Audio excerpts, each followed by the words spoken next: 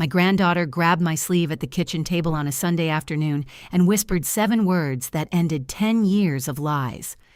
"Grandma, don't send Mom any more money." She was 12 years old.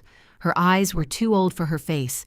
She looked left, then right, checking that her mother wasn't in the room the way a child checks for monsters under the bed, except the monster in this story was real and sleeping in a townhouse across the Cooper River that I didn't know existed. Then she said the rest. "Just follow her tonight, you'll see."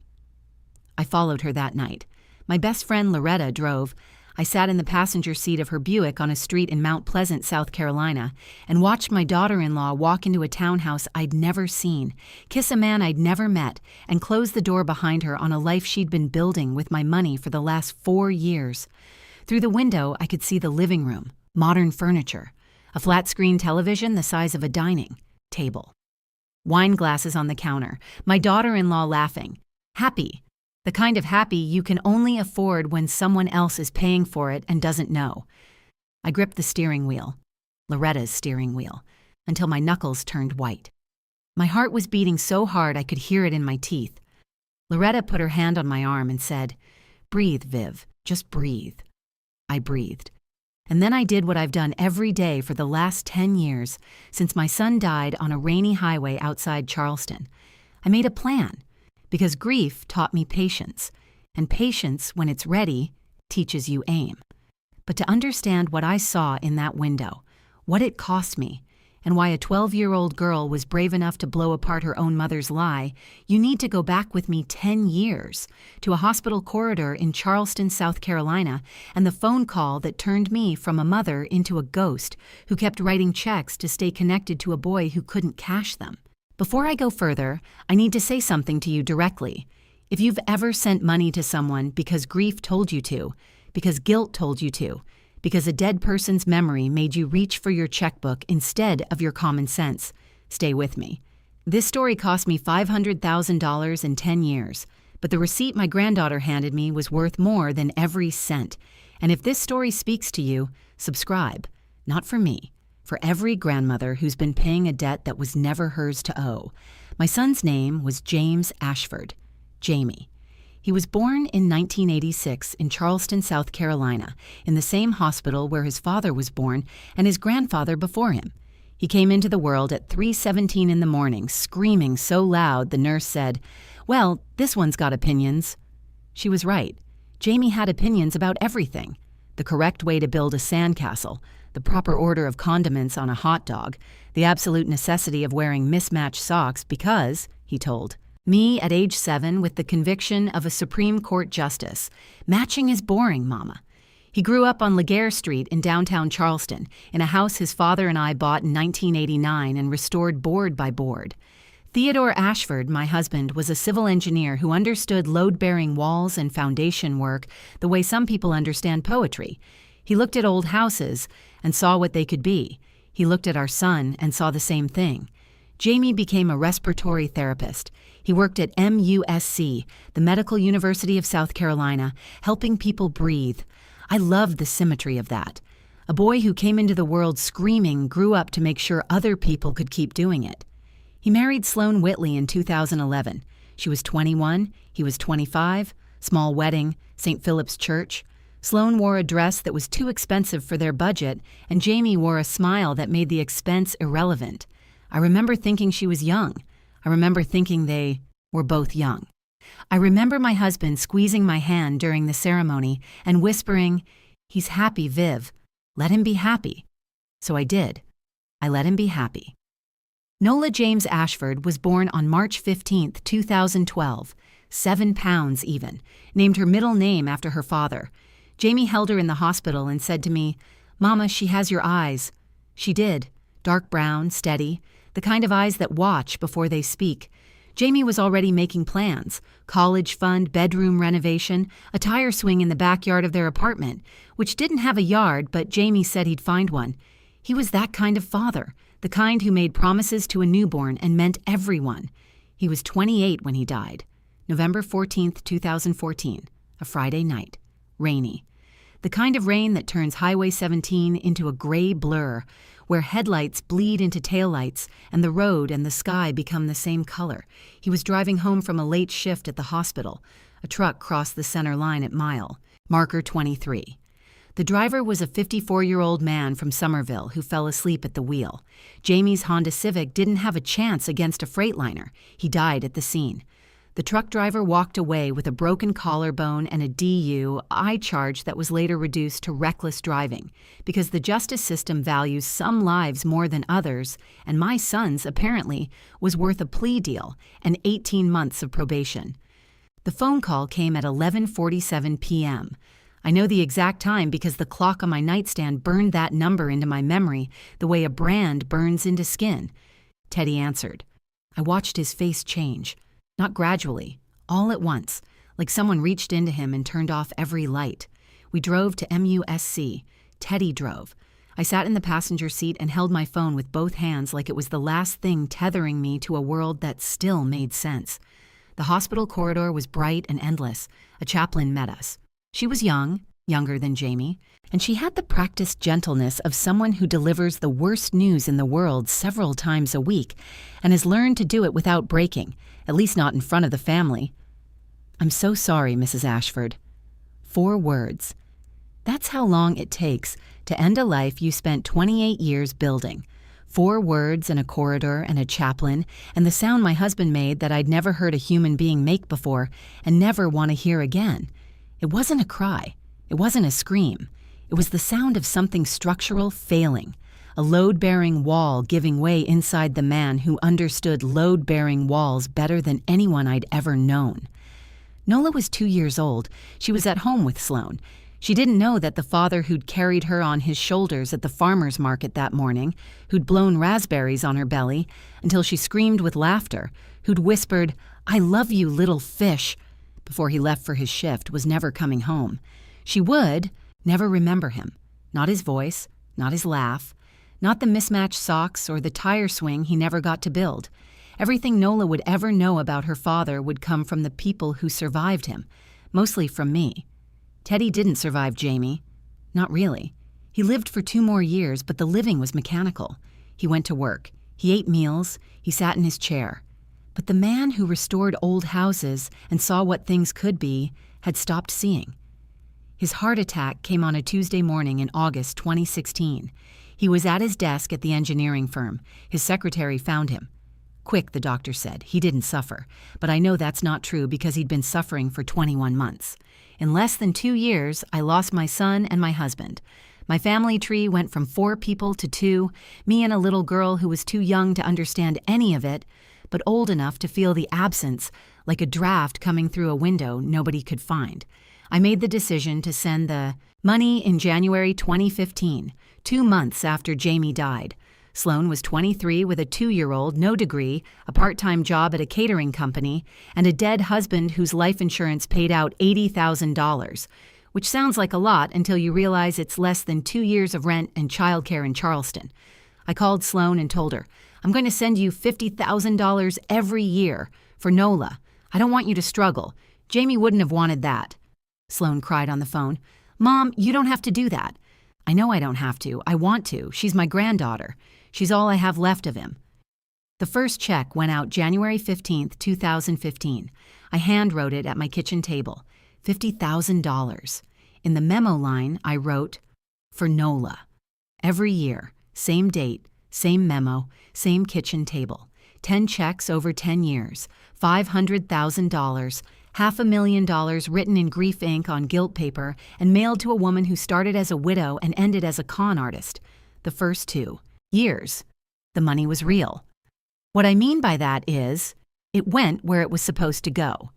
Rent on the apartment in West Ashley, Nola's daycare at a center on Savannah Highway, groceries, utilities, doctor visits, clothes, the normal, unglamorous machinery of raising a child alone. I visited every Sunday. I always called ahead because Sloan asked me to. Nola and I like to tidy up before you come, Mom. We want the place to look nice for you. At the time, I thought that was sweet. A young mother wanting to make a good impression. Now I know she needed 24 hours notice to get back to the apartment, change out of the BMW clothes, and arrange the set. I brought Nola books, puzzles, the kind of toys that make adults crazy and children delirious. I sat on Sloane's couch and told Nola stories about her daddy, the fish at Folly Beach, the mismatched socks, the time he tried to cook Thanksgiving dinner and set off every smoke alarm in the house, and Teddy had to open every window in November while Jamie stood in the kitchen with a towel, waving at the ceiling like he was surrendering to a turkey. Nola would laugh. She didn't know why the stories were funny. She just knew that when Grandma Vivian told them, the room felt warmer. Sloane sat in the chair across from us during these visits. She smiled. She nodded. She played the role of the grateful widow, the struggling mother, the woman who couldn't do it without Vivian's help. And for the first 2 years, I believe she was that woman. Grief is real. Struggle is real. Being 23 with a dead husband and a toddler is a nightmare I wouldn't wish on anyone. But grief has a shelf life for some people. And for Sloane Whitley Ashford, the shelf life was about 2 years. After that, the grief became a costume, and the costume paid $50,000 a year. Year 3. Sloane stopped working. She told me she was freelancing as an event coordinator. I asked how business was. Slow, she said, but I'm building a client base. She wasn't building anything. There were no clients. There was no freelancing. There was a woman in her mid-20s discovering that $50,000 a year from a grieving mother-in-law, plus $1,800 a month in Social Security survivor benefits, was enough to live on without working if you were careful. And Sloane was very, very careful. At first, year 5. She met Marcus Reed at a real estate open house in Mount Pleasant. He was 36, divorced, a real estate agent with a good smile and a better commission structure. They started dating. She didn't tell me. Why would she? I was the ATM, not the confidant. I was the Sunday grandmother who showed up with stories about a dead man and a check that arrived every January like clockwork. Year 6, the townhouse. She rented a 2-bedroom in Mount Pleasant, $2,800 a month. Modern kitchen, hardwood floors, a balcony that overlooked a courtyard with a fountain. She kept the West Ashley apartment, $1,100 a month. Nola slept there on the nights Sloane wasn't at Marcus's townhouse, 2 or 3 nights a week. The rest of the time, Nola was at Grandma Ruth's house in North Charleston. But every Sunday, Sloane made sure to be at the West Ashley apartment, looking tired, looking modest, looking like a full-time mother who never left. I want you to understand what that means. She kept a fake version of her life. She maintained a set. She paid rent on a performance. Every Sunday when I walked through that door and saw the modest furniture and the cluttered kitchen and the bills on the counter, I was walking onto a stage. The couch I sat on to tell my granddaughter about her father was a prop. The refrigerator with the photos of Jamie was a backdrop. The woman sitting across from me in sweatpants, looking tired, looking grateful, looking like she was doing her best, was an actress delivering a performance worth $50,000 a year. And she did it for 4 years. 4 years of staged modesty. 4 years of fake exhaustion. 4 years of, "Oh, Mom, I don't know what I'd do without your help," while she drove a leased BMW to a townhouse in Mount Pleasant and drank wine with a man she'd never mentioned on furniture my money paid for. I sent that woman $500,000 over 10 years, $500,000, every check written with my dead son's name in my heart and my granddaughter's future in my mind. And she used it to rent a townhouse, lease a BMW, fly to Cancun, and build a life with a man my granddaughter has never met in a home my granddaughter has never seen. But the part that broke me wasn't the money. It was the apartment. She staged her own poverty to keep the checks coming. She performed widowhood like a job, and I was the employer who never checked the timesheets. If someone has ever exploited your grief, your guilt, your love for a dead person to take money you gave in good faith, tell me about it. Because I need to know this doesn't only happen to grandmothers in Charleston. Nola started seeing the cracks when she was 11. Children see everything. We think they don't because they're small, but smallness is a vantage point, not a limitation. Small people see the things that happen at ground level, the shoes that don't match the story, the bag that appears and disappears, the car that isn't the car. Nola found a boarding pass in her mother's purse. Cancun, round trip. Dates that Nola was at Grandma Ruth's house. Sloan had told Vivian she was visiting a friend in Atlanta. Nola saw shopping bags from stores she'd never been to, bags that appeared on Saturday and vanished before Sunday's visit from Grandma Vivian. Expensive bags, the kind with rope handles and tissue paper. Nola heard her mother on the phone at night laughing, not the tired laugh Sloan used at the apartment, a different laugh. Free, easy, the laugh of a woman who wasn't performing. She heard the name Marcus. She didn't know who Marcus was. She just knew her mother's voice changed when she said it, and then the car. A Saturday afternoon, Nola was supposed to be at Grandma Ruth's house, where she stayed most nights while Sloan was at the townhouse. But Nola had walked to the gas station on Rivers Avenue for a candy bar, something she'd done 100 times, and on the way back she saw her mother driving a black BMW, not the Honda, a BMW pulling out of a parking lot in Mount Pleasant. Her mother didn't see her. Nola stood on the sidewalk and watched the BMW disappear down Coleman Boulevard, and she understood something that no 12-year-old should have to understand. Her mother was living a different life, and the grandmother who came every Sunday with stories about a father Nola would never remember was paying for it. She carried this for a year, 12 years old, a year of knowing, a year of sitting at Grandma Vivian's kitchen table every Sunday, eating cookies, hearing stories about the fish and the socks and the smoke alarms, and knowing that the woman who drove her to these visits was lying to the woman hosting them. She told me because she couldn't carry it alone anymore. Children break under the weight of adult secrets. They're not designed to hold them. They're designed to tell the truth and be told the truth. And when those systems are reversed, when a child becomes the keeper of secrets and adults become the ones being kept in the dark, something structural fails. Like a load-bearing wall in an old house, like a husband in a hospital corridor. Nola grabbed my sleeve. She whispered. She was brave enough to choose her grandmother over her mother's lie. And that's the bravest thing anyone in this story ever did. I didn't confront Sloan the next day. Or the day after that. I'm 68 years old. I've buried a son and a husband. I've written $500,000 in checks to a lie. I was not going to waste the truth by delivering it without precision. Grief taught me patience. And patience, when it's finished teaching you, hands you a scope.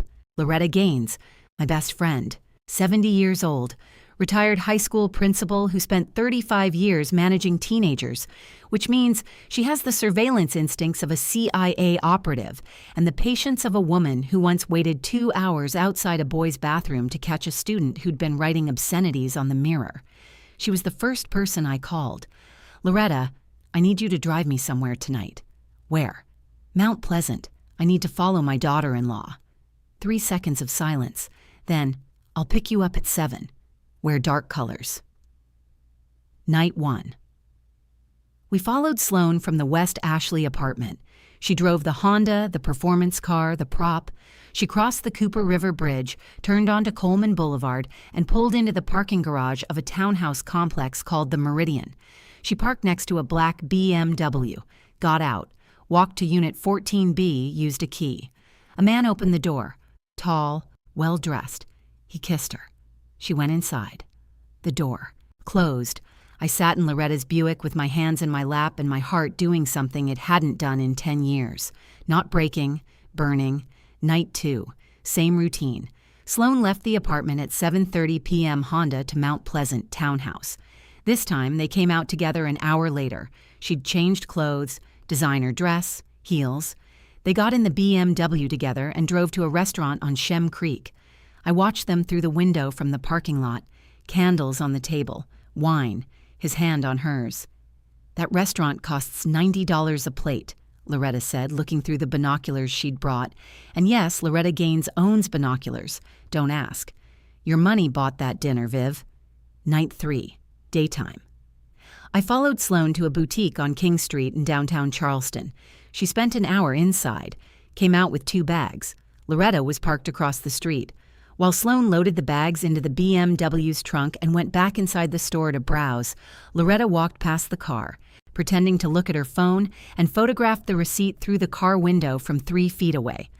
Loretta Gaines spent 35 years catching teenagers cheating on exams. Photographing a receipt through a car window was a Tuesday for her. The total, $1,400. 3 nights. That's all I needed. But I needed more than photographs. I needed documents. I called Gerald Hatcher the next morning, my attorney, 61 years old. He'd handled Teddy's estate. He'd been my lawyer for 20 years. When I told him what I'd found, he was quiet for a long time. Then he said, "Vivian, I need to ask you something difficult. Do you want the money back, or do you want Nola?" "Both. But if I have to choose, Nola." "Then let me work." Gerald worked. Within 2 weeks, he had the full picture. The townhouse lease, $2,800 a month, 4 years, Sloane's name, total, $134,400. The BMW lease, $580 a month, 2 years, Sloane's name, total, $13,920. Credit card statements showing flights and hotels in Cancun, Miami, Savannah, totaling approximately $18,000 over 3 years. A personal savings account at a bank in Mount Pleasant with $23,000 built entirely from skimming my annual payments.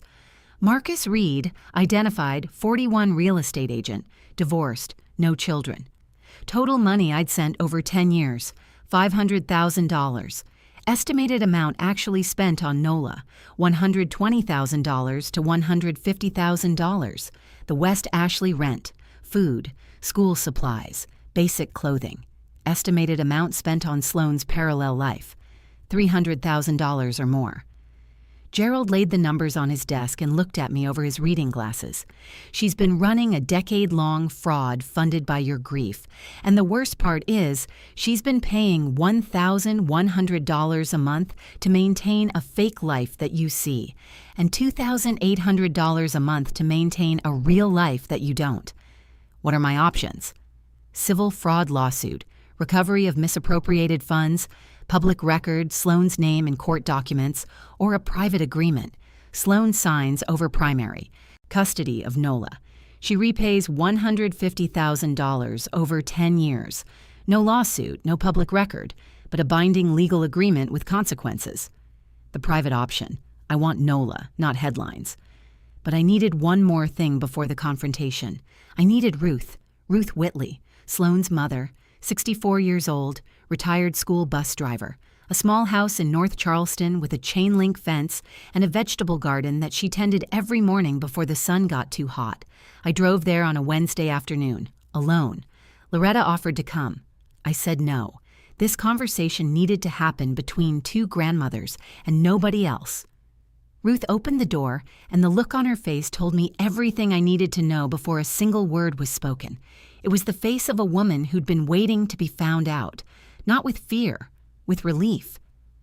"Miss Vivian." Her voice was already breaking. "Come in." We sat at her kitchen table. She made coffee. Her hands shook when she poured it. The kitchen smelled like chicken stock. There was a homework folder on the counter with Nola's name on it. Nola's homework, at Ruth's house, on a Wednesday. "How often is Nola here?" I asked. Ruth set the coffee down. She looked at her hands. 4, sometimes 5 nights a week. I feed her dinner. I help with homework. I put her to bed when she stays over. Sloane picks her up in the morning for school and drops her back off in the evening. While Sloane goes where? Ruth's eyes filled. The townhouse. The man. I don't know his name. She won't tell me. I just know that my daughter leaves her child with me most nights while she lives somewhere else. "How long have you known?" Ruth broke then. The dam she'd been holding for years cracked, and everything behind it poured out. Because she said she'd take Nola from me. She said if I told anyone, especially you, she'd move away and I'd never see Nola again. And I can't lose that girl, Miss Vivian. She's all I have left of my family that's still good. My daughter is not good. I know that. I've known it for years. But Nola is good, and I couldn't risk losing her. I reached across the table and took Ruth's hands. They were rough. Working hands, bus driver hands, grandmother hands. "Ruth, you're not going to lose Nola. I promise you that. But I need something from you. Anything. I need you to write it down. Everything. The nights Nola stays here, the schedule, how often Sloane leaves, what you've seen. Write it all down and sign it." Ruth nodded. She went to a drawer, pulled out a legal pad, and started writing. She wrote for 45 minutes. I sat with her the whole time, drinking coffee, watching this woman document years of silence and shame in a handwriting that shook on every line. When she finished, she signed it, dated it, pushed it across the table. "I should have told you sooner," she said. "I should have told you the first year. You were protecting Nola. I understand that. I was protecting myself, too. I was afraid. I know. Fear and love use the same muscles. It's hard to tell which one you're flexing." Two grandmothers, one paying $50,000 a year in grief money, the other babysitting 4 nights a week in silence, both being used by the same woman, both staying quiet to protect the same 12-year-old girl who turned out to be braver than both of us combined. If you've ever watched someone exploit the love of people who would do anything for a child, tell me what happened. Did you stay quiet like we did? Or did you speak up? Because Ruth and I were done being quiet, I also needed one more document, the hardest one, Nola's. Gerald arranged for a child psychologist named Dr. Amara Baptiste to sit with Nola in a supervised session. Not a therapy session, a statement session. Nola told Dr. Baptiste what she'd seen over the past year: the boarding pass, the shopping bags, the BMW, the name Marcus, the nights at Grandma Ruth's, the apartment that felt like a stage, all of it. Recorded, transcribed, and signed by Dr. Baptiste as a professional witness. Nola was 12 years old, and she sat in that chair and told the truth with the composure of someone 3 times her age. Dr. Baptiste told me afterward, "That child has been carrying the emotional weight of an adult for at least a year. She's remarkably grounded, but she's tired, Mrs. Ashford. She's very, very tired of keeping her mother's secret." I set the confrontation for a Thursday morning. Gerald's office on Broad Street. I told Sloan I wanted to update the financial arrangement for Nola's education fund. Sloan heard "more money" and arrived 10 minutes early. She walked in looking polished. Not West Ashley polished, Mount Pleasant polished. Hair done. Nails done. A blazer I'd never seen, probably from the $1,400 King Street shopping trip. She carried a manila folder, thick with papers. I saw it on the table when I walked in. She'd prepared a presentation, fabricated tutoring costs, inflated medical bills, a projected budget requesting $65,000 for the next year instead of $50,000. She'd come to ask for a raise from her dead husband's mother for a job that consisted entirely of lying. Gerald sat at the head of the conference table. I sat to his left. Sloan sat across from us. She smiled.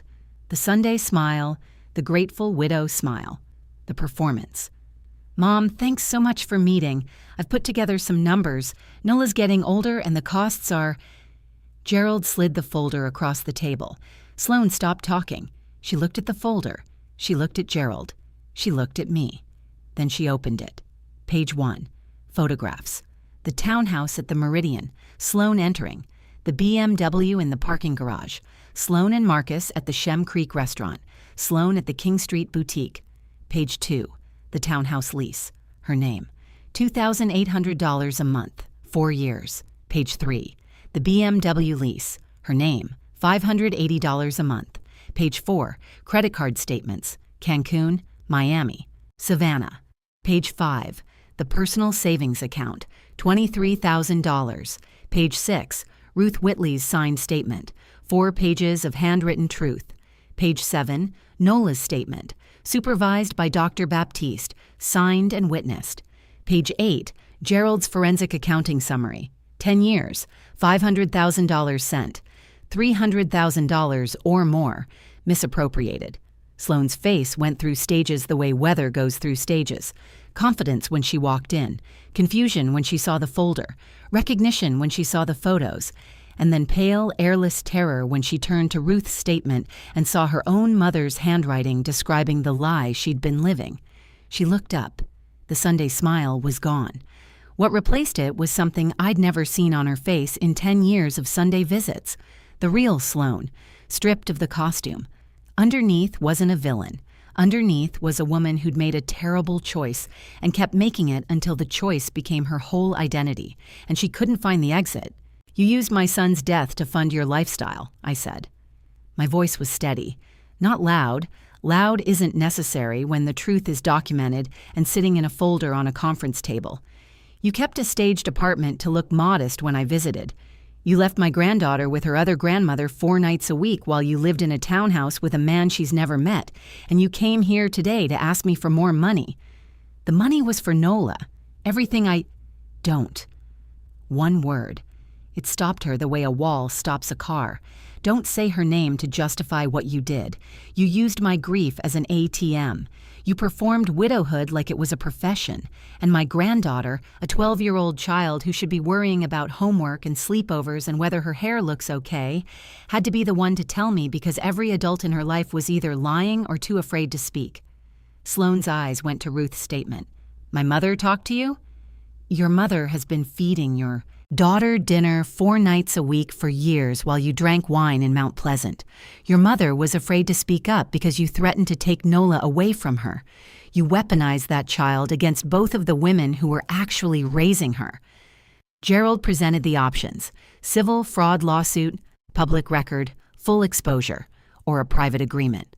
Sloane signs over primary custody of Nola to me, repays $150,000 over 10 years. No lawsuit. Sloane chose the private option, not because she wanted what was best for Nola, because the public option meant Marcus would find out.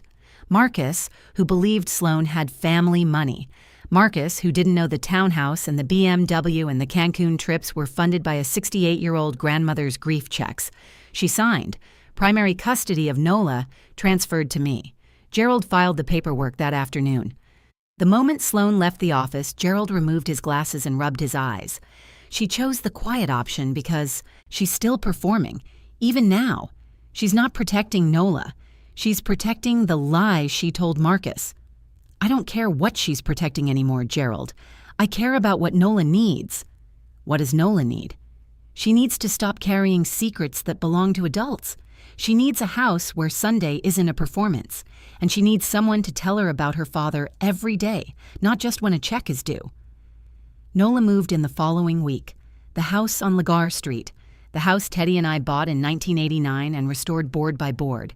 4 bedrooms, a garden with jasmine that blooms every May, and a porch with rocking chairs that creak in the evening breeze, the way everything in Charleston creaks, slowly, rhythmically, like the city is breathing. Nola's room was Jamie's room. I was afraid that would be painful.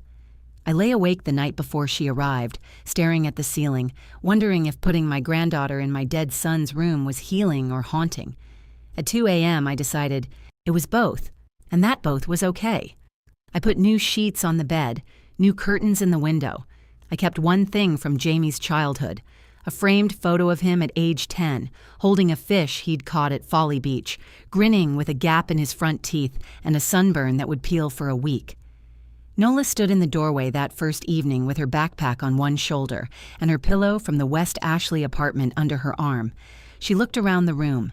She saw the photo. She walked to it. Is that Dad?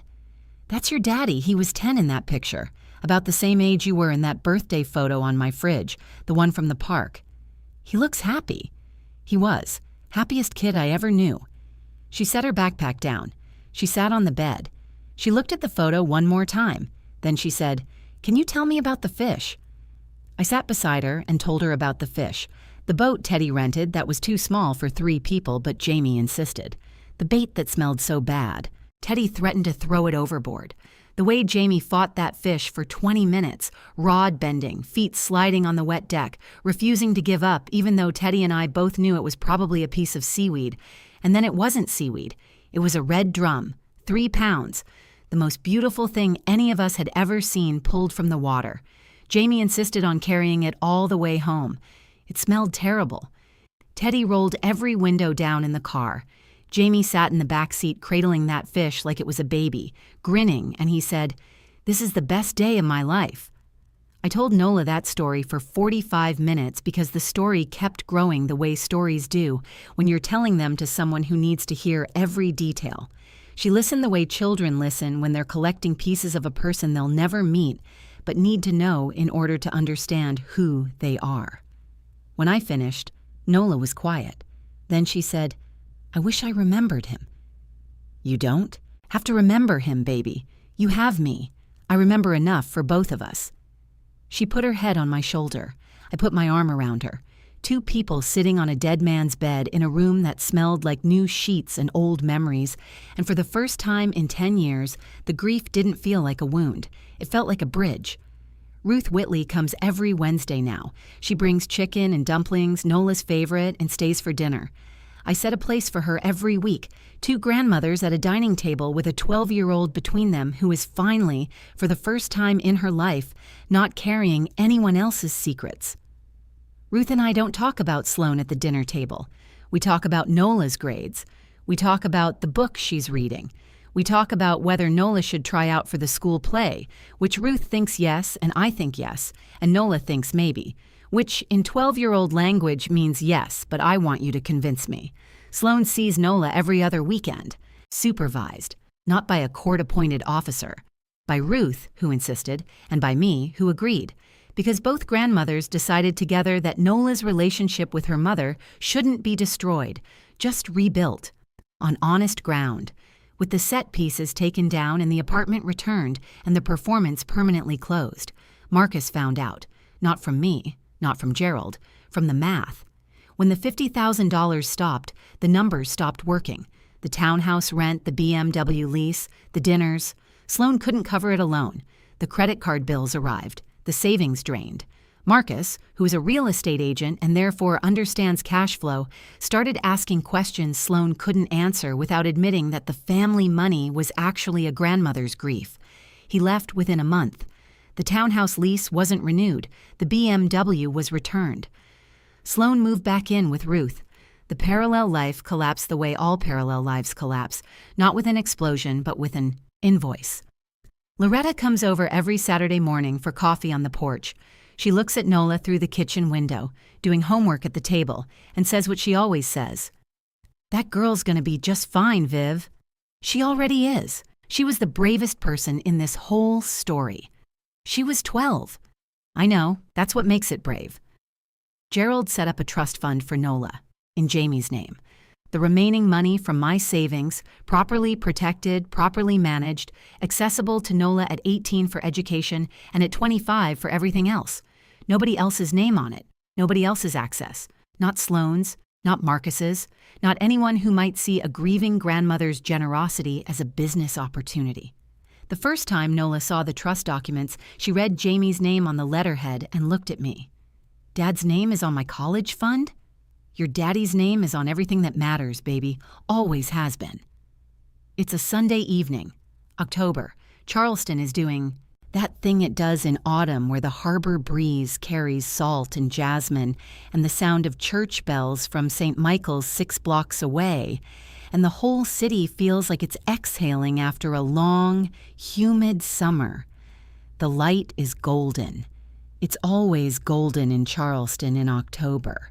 Something about the angle and the water and the old buildings that catch the sun and hold it like they're not ready to let go. I'm on the porch on Ligari Street, rocking chair. The one that creaks on the left side because Teddy never got around to fixing it, and now I never will because the creak sounds like him. Nola is beside me, reading a book, her legs tucked under her hair in a braid Ruth did this morning. She looks up every few pages, not at me, at the street, at the harbor, at the jasmine climbing the wrought iron railing. She's watching the world the way her father used to watch it, carefully, like she's memorizing it for later. "Grandma?" "Yes, baby." "Thank you for listening to me." "Thank you for telling me, Nola." I was scared. I know you were. "Are you mad at Mom?" I rock for a moment. The chair creaks. The jasmine moves in the breeze. A church bell rings. Once, for the half hour. "I'm not mad, baby. I'm finished. There's a difference." Nola thinks about this. She nods. She goes back to her book. I look at the harbor. The sun is setting the way it sets in Charleston, slowly, like it knows you're watching and wants to give you something worth remembering. I think about Jamie, the fish, the grin, The $500,000 and the staged apartment and the townhouse and the BMW and the decade of performed widowhood. I think about Teddy, who would have caught this sooner because Teddy checked every foundation before he trusted it to hold weight. And I think about Nola, 12 years old, a sleeve tug and a whisper, and 7 words that took more courage than anything I've ever done in 68 years of living. She chose truth over comfort.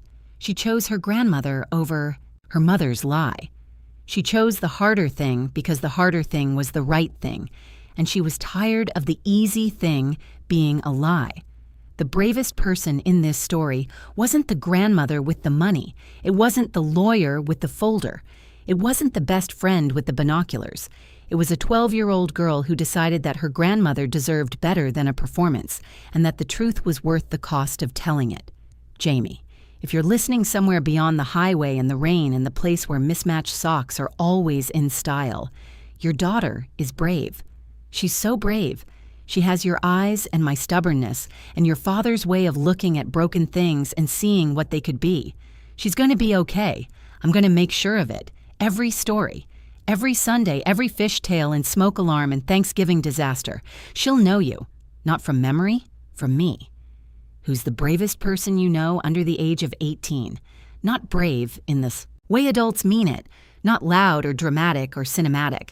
Brave in the way children are brave, quiet, scared, doing the right thing even when every adult around them is doing the wrong one. Tell me about them in the comments. Say their name. They deserve to be heard. And if you're someone's grandmother right now, or grandfather, or aunt, or uncle, sending money to a place you can't see, and trusting someone you haven't verified, listen to me carefully. Love deserves receipts. Grief deserves protection. And the children caught in between deserve someone who asks the right questions before the money runs out, and the truth comes from a 12-year-old's whisper instead of an adult's honesty. Share this with someone who needs to hear it. Not tomorrow, tonight. Because somewhere right now, a grandmother is writing a check and a child is carrying a secret, and the only thing standing between them is a conversation that nobody wants to have. Have it anyway. I'll see you in the next one.